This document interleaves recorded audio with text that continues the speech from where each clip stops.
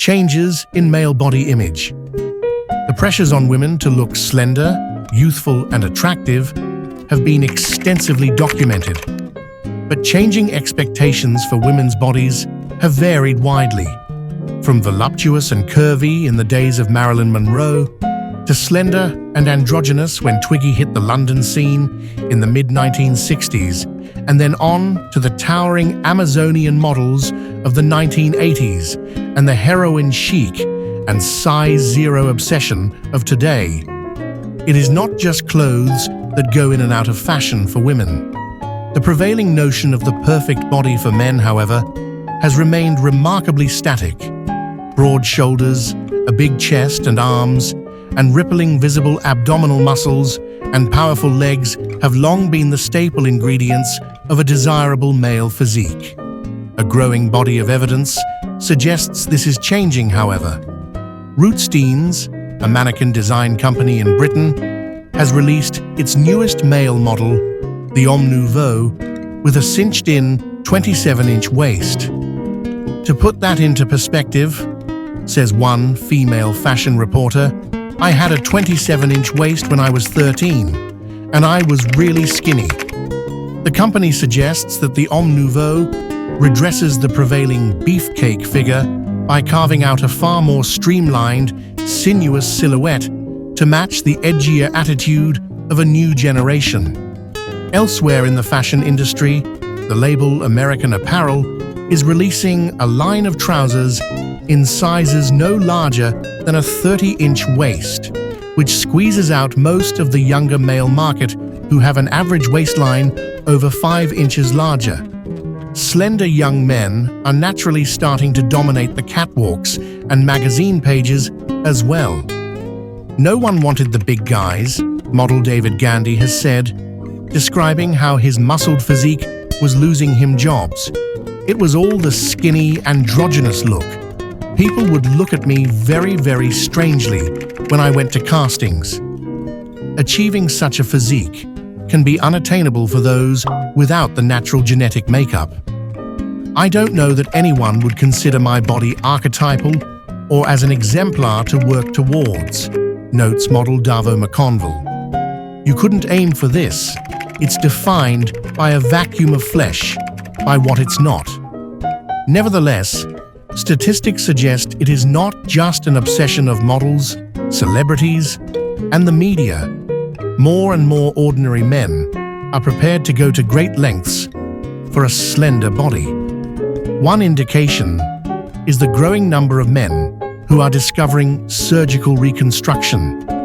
Male breast reduction has become especially popular. In 2009, the year-on-year growth rate for this procedure rose to 44% in the United Kingdom. Liposuction also remains popular in the market for male body reconstructive surgery, with 35,000 such procedures being performed on men every year. Additionally, more men now have eating disorders than ever before. These are characterized by normal eating habits, typically either the consumption of insufficient or excessive amounts of food. Eating disorders are detrimental to the physical and mental condition of people who suffer from them, and the desire to achieve unrealistic physiques has been implicated as a cause. In 1990, only 10% of people suffering from anorexia or bulimia were believed to be male, but this figure has climbed steadily to around 1/4 today. Around 2 in 5 binge eaters are men. Women still make up the majority of those afflicted by eating disorders, but the perception of it being a girly problem has contributed to men being less likely to pursue treatment. In 2008, male eating disorders were thrust into the spotlight when former British Deputy Prime Minister John Prescott admitted to habitually gorging on junk food and then inducing himself to vomit while in office. I never admitted to this out of the shame and embarrassment, he said. I found it difficult as a man like me to admit that I suffered from bulimia. In some respects, the slim male silhouette seems to be complementing, rather than displacing, the G.I. Joe physique.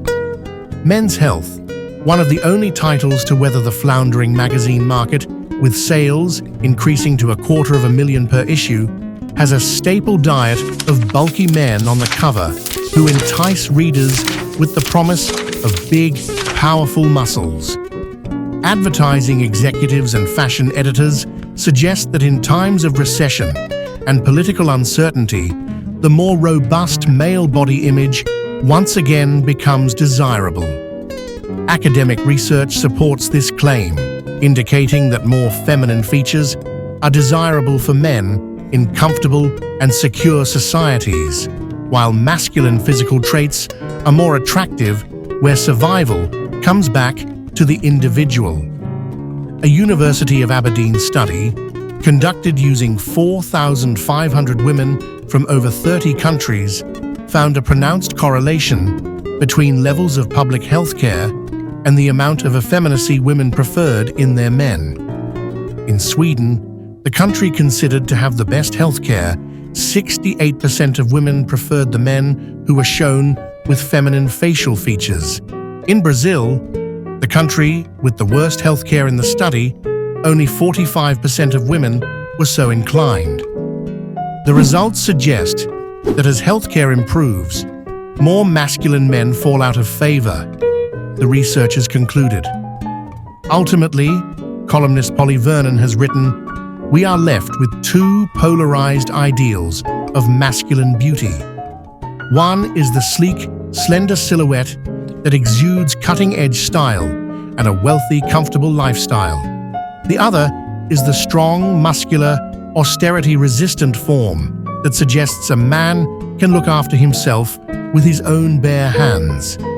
These ideals coexist by pulling men in different directions and encouraging them to believe they must always be chasing physical perfection, while simultaneously destabilizing any firm notions of what physical perfection requires. As a result, attaining the ideal body becomes an ever more futile and time-consuming task. Vernon concludes that this means less time for the more important things in life, and both sexes should resist the compulsive obsession with beauty.